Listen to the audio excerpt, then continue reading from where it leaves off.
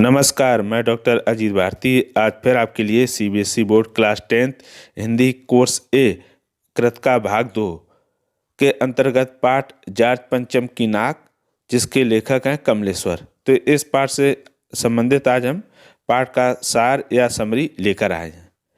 तो चलो शुरू करते हैं। पाठ का सार। जाट पंचम की नाक एक व्यंग्यात्मक निबंध है। इसमें सरकारी सिस्टम की सच्चाई दिखाई गई है। जिस इंग्लैंड ने एक समय हमारे देश पर बहुत अत्याचार किए थे, आज उसके सम्मान में हम अपनी नाक काटने को राजी हो गए हैं। इसी को इस निबंध में दिखाया गया। पाठ का सार कुछ इस प्रकार है। बात उन दिनों की है जब इंग्लैंड की रानी एलिजाबेथ द्वितीय अपने पति के साथ भारत आने वाली थी। रोज इंग्लैंड के अखबारों की कतरनें भारतीय अखबारों में छपती थी। रानी का दर्जी हिंदुस्तान, पाकिस्तान, नेपाल यात्रा के दौरान रानी किस तरह के कपड़े पहनेगी, इस बात को लेकर चिंतित था। यात्रा से पहले रानी का सेक्रेटरी और जासूस पूरे महाद्वीप का तूफानी दौरा करने वाले थे। नए जमाने के हिसाब से फोटोग्राफरों की फौज भी तैयार हो रही थी। अखबार में रानी एलिजाबेथ की जन्म पत्री, प्रिंस फिलिप के कारनामे, उनके नौकरों, बावर्चियों, खानसामों, अंगरक्षकों की जीवनियों को उनकी फोटो के साथ छापा गया। यहाँ तक कि शाही महल में रहने वाले कुत्तों की फोटो भी छापी गई। रानी के आगमन की पूरे भारत में सनसनी थी। इंग्लैंड में इस शाही दौरे को लेकर खूब शोर शराबा था। शंख इंग्लैंड में बज रहा था, मगर उसकी गूंज पूरे भारत में भी सुनाई दे रही थी। भारत में भी शाही मेहमानों के स्वागत की तैयारियां खूब जोर शोर से चल रही थी। देखते ही देखते नई दिल्ली की काया पलट होने लगा। सड़कों को साफ किया जा रहा था, वहीं इमारतों को भी रंग कर सजाया जा रहा था। शाही मेहमानों को खुश करने की सारी तैयारियां अपने अंतिम सीमा पर थी। लेकिन एक ही कमी रह गई थी। वह थी जाट पंचम की मूर्ति की नाक, जो मूर्ति से गायब हो चुकी थी। नाक के गायब होने के पीछे एक लंबी कहानी है। किसी वक्त जाट पंचम की नाक के लिए खूब आंदोलन हुए थे। राजनीतिक पार्टियों ने प्रस्ताव पास किए, चंदा जमा किया गया और कुछ नेताओं ने भाषण भी दिए। खूब गर्मा गर्म बहस सिर्फ इस बात पर हुई कि जाट पंचम की नाक को रहने दिया जाए या हटा दिया जाए। अब प्रश्न ये था कि रानी के आने पर जाट पंचम की नाक ना दिखी तो अपनी नाक कटाने जैसा होगा। जाट पंचम की नाक को कोई हानि ना पहुंचे, इसलिए जाट पंचम की मूर्ति की रक्षा के लिए हथियारबंद जवानों को तैनात किया गया। लेकिन इतना करने के बाद भी इंडिया गेट के सामने वाली जाट पंचम की मूर्ति की नाक एकाएक गायब हो गई। इस बात को लेकर सभी लोग परेशान थे और इस मसले पर एक बैठक बुलाई गई, जिसके लिए एक मूर्तिकार को बुलाया गया। मूर्तिकार थोड़ा पैसे से लाचार था। उसने कहा, नाक लग जाएगी, पर मुझे यह मालूम होना चाहिए कि यह नाक कब और कहाँ बनी थी। इस लाट के लिए पत्थर कहाँ से लाया गया था। लाट का अर्थ होता है मूर्ति या स्टैचू। इतना सुनते ही सब एक दूसरे की तरफ देखने लगे और फिर एक क्लर्क को फोन करके इसकी जिम्मेदारी दी गई। पुरातत्व विभाग की फाइलों की छानबीन की गई, लेकिन कुछ भी पता नहीं चला। क्लर्क ने आकर कहा, फाइलें सब कुछ हजम कर गई।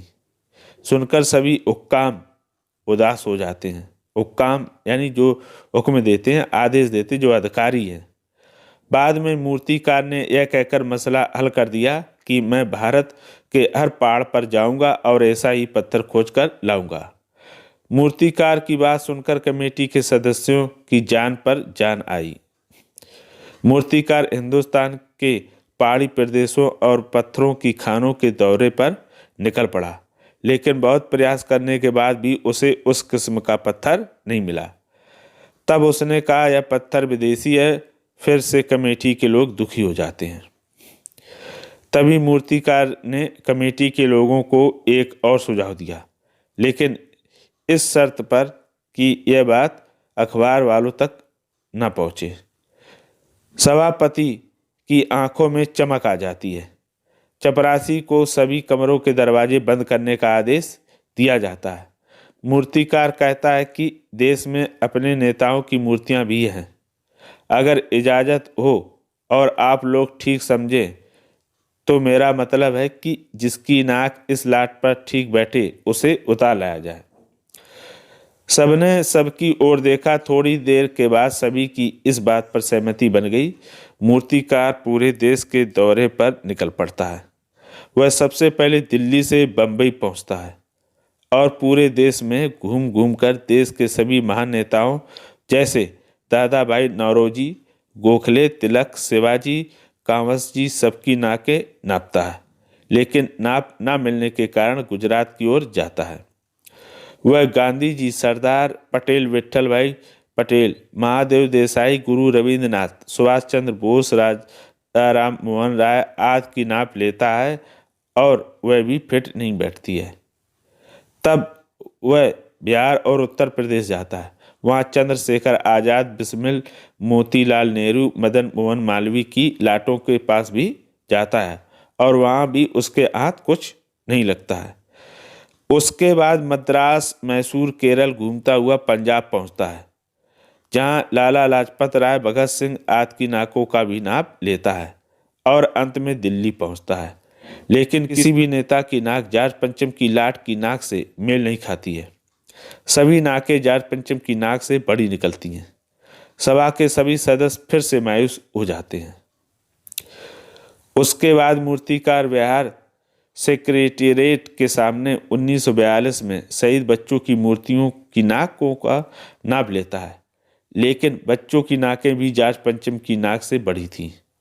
अंत में वह निराश होकर सभापति से कहता है, अब बताइए मैं क्या करूं। राजधानी में सब तैयारियां थीं। जाट पंचम की लाट को नहलाकर उसका रंग रोगन किया गया। सब कुछ तो हो चुका था, सिर्फ नाक की कमी थी। सभी लोग नाक को लेकर परेशान थे। मूर्तिकार पैसे से लाचार था। वह हार मानने वाला कलाकार नहीं था। उसके दिमाग में एक अजीब आइडिया आया। उसने कहा, चूंकि नाक लगाना एकदम जरूरी है, इसलिए मेरी राय है कि 40 करोड़ में से कोई एक जिंदा नाक काट कर लगा दी जाए। मूर्तिकार की बात से पूरी सभा में शांति छा जाती है। वह कहता है, आप लोग डरे नहीं, यह काम भी मैं कर दूंगा। नाक लगानी बेहद जरूरी थी, इसलिए इसकी इजाज़त दे दी गई। अखबारों में बस इतना छपा कि मसला हल हो गया है और राजपथ पर इंडिया गेट के पास वाली जाट पंचम की नाक लग रही है।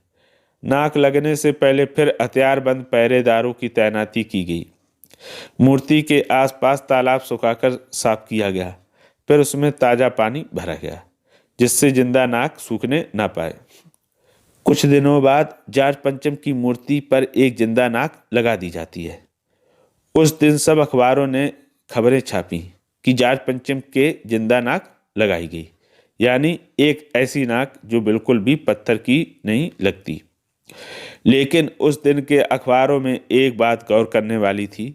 देश में ना कहीं उद्घाटन हुआ, ना फीता कटा, ना सार्वजनिक सभाएं हुई, ना हवाई अड्डे और स्टेशन पर स्वागत समारोह हुए और ना ही किसी का ताज़ा चित्र छपा। सब अखबार खाली थे। पता नहीं ऐसा क्यों हुआ था। नाक तो सिर्फ एक बुद्ध के लिए चाहिए थी। इस तरह यह पाठ समाप्त हो जाता है। तो इस पाठ में लेखक ने जाट पंचम की नाक के बहाने जो सरकारी तंत्र में अव्यवस्था फैली है उसका उन्होंने उजागर किया है। साथ ही कि किस तरह हम दूसरों के सम्मान में अपनी नाक तक काटने को तैयार हो जाते हैं। इन्हीं समस्याओं को लोगों के सामने लेखक कमलेश्वर ने रखा है। तो आशा करता हूं कि यह पाठ का सार आपको पसंद आया होगा। अगर पसंद आए तो हमें कमेंट करके अवश्य बताएं और ना पसंद आए तो भी कमेंट करके ज़रूर बताइएगा। जहाँ भी इसमें कोई समस्या आई हो, समझ में ना आया, तो उसके लिए भी हमें ज़रूर बताइएगा। आप स्वस्थ और सुखी रहें। आज के लिए इतना ही। धन्यवाद।